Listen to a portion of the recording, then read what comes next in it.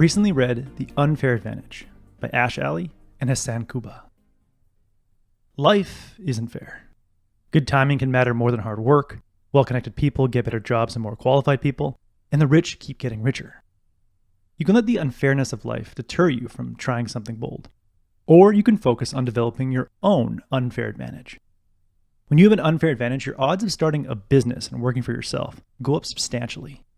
With an unfair advantage, you go from an average entrepreneur who's likely to fail to an extraordinary entrepreneur who is likely to succeed.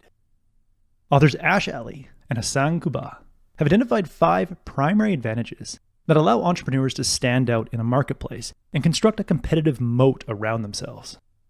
The 5 advantages form the acronym MILES.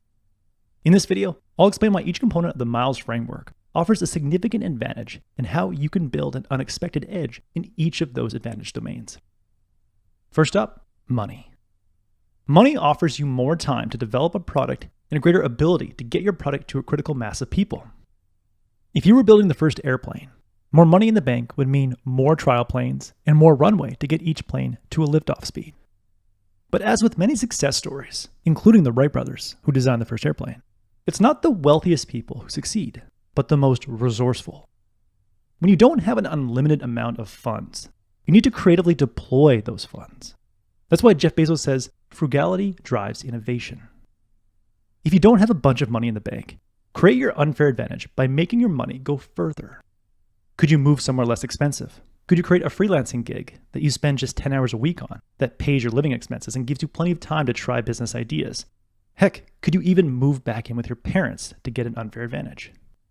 A scrappy entrepreneur who must minimize expenses and rely on creativity will beat a spoiled trust fund entrepreneur 9 times out of 10.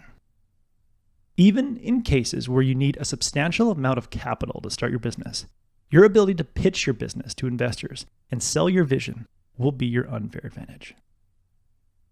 Next up in the MILES acronym, intelligence and insight. If you're smarter than most people, you can solve problems quicker than most people, an obvious advantage. But a more significant and less obvious advantage is having the ability to notice overlooked problems that need solving. To paraphrase the great Zig Ziglar, the first step in solving a problem is to recognize there is one. In the 1970s, Steve Jobs noticed a problem with personal computers.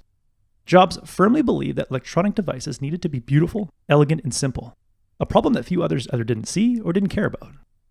When you discover a problem in a marketplace before anyone else, you have a significant head start on solving that problem, which can lead to an unfair advantage over time. Develop the unfair advantage of insight by constantly being on the lookout for consumer pain and frustration, and then getting in the habit of asking questions that get to the root cause of that pain and frustration.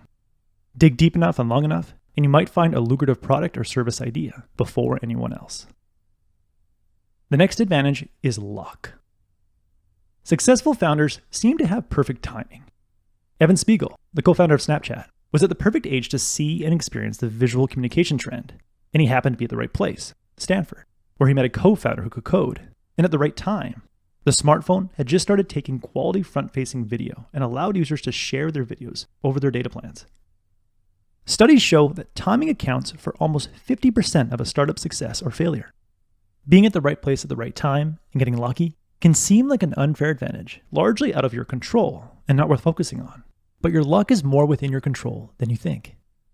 Peer-reviewed studies show that merely thinking you're a lucky person makes you more likely to experience good fortune, because you're more likely to interpret events as unexpected opportunities and act on them. If you believe you're lucky, you're more likely to strike up a conversation with a stranger on a plane or at a networking event, because you believe it might be a lucky opportunity to meet someone who could change your life. You can develop an unfair advantage in the realm of luck by waking up every day, reflecting on the chance encounters and perfect timing that led to the good things in your life, like how you happen to have met the people you enjoy being around most at a specific time and place. Being grateful for the luck you've had will train your mind to search for and spot lucky opportunities in the future. Combine a lucky mindset with a willingness to take action, meet people and put stuff out in the world, and go to places where you're likely to encounter ideas on the cutting edge of your interests, like Silicon Valley for tech entrepreneurs, and you have the perfect recipe for making luck your unfair advantage. As the authors say, increasing your luck is like trying to roll a double 6 on a pair of dice that you can roll as many times as you like. The last 2 advantages in the MILES framework are education and status. Getting into a prestigious school like Harvard or Stanford provides a huge advantage. The same is true for getting into a prestigious company like Google or Goldman Sachs.